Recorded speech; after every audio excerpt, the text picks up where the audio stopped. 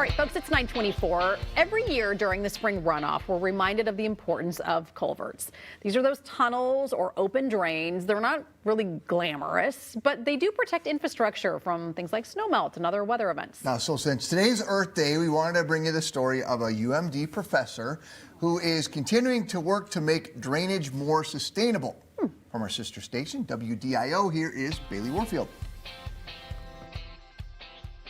Even when he worked in industry. I've always been interested in sustainable materials and figuring out ways that we can use materials that are not going to have an adverse impact on future generations. Plastics piqued his interest. We can make plastic pipes out of recycled materials, and that seems to be the real key. If you can Michael Plummer really dove in during his PhD research. He invented a test method to see how plastics that include up to 60% recycled material hold up. Basically, it involves taking your plastic materials and compression molding them into a plaque, and then cutting out a specimen that looks like this. Specifically, what we're looking for is something called stress cracking. He and his grad students apply some weight and then put it in a hot water bath. If the material can last 34 hours in this test, we approve it for 100 years of service in your drainage applications. That's a test on a small scale, but MnDOT is participating in a larger one. But this is what a typical corrugated pipe looks like. Most drainage pipes are made from reinforced concrete.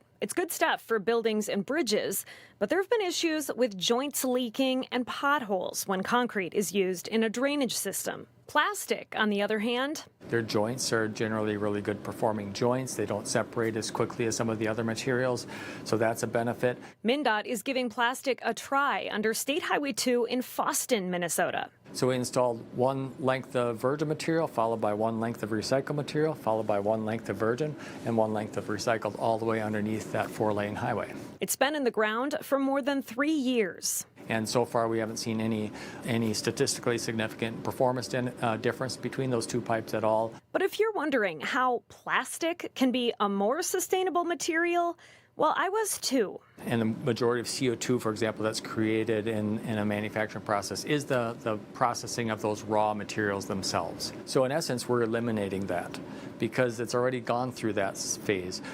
Yes, we're adding some more energy to chop up those pipes and to recycle those and to clean them up, but nowhere near the amount of energy that it takes to manufacture that raw pellet itself. And because plastic is lighter weight than concrete, it's also cheaper and more fuel efficient to haul. If you can take a product that's already been manufactured and used, like a Tide laundry detergent bottle or a milk bottle or something like that, it's already been produced and used for some application, rather than sending that to a landfill or some place where it's going to pollute our lakes and streams and rivers, what if we could take that product, grind it up, and turn it into something that's going to service our communities for 100 years in a drainage pipe. Dr. Plummer is even helping develop an international standard so that other countries can successfully incorporate recycled material in their drainage infrastructure. The plastic pipe industry has now become the largest consumer of recycled polyethylene in North America. And he sees that as a good sign for what's coming down the pipe. Everything that we've measured so far is performing in a great way. Thank you to Baihly for that story. Really great on this Earth Day. All right, still ahead for you here on this Wednesday morning. Elizabeth Reese joining us live. Not though, Liz, you are not in your kitchen like you usually are. Where are you this morning?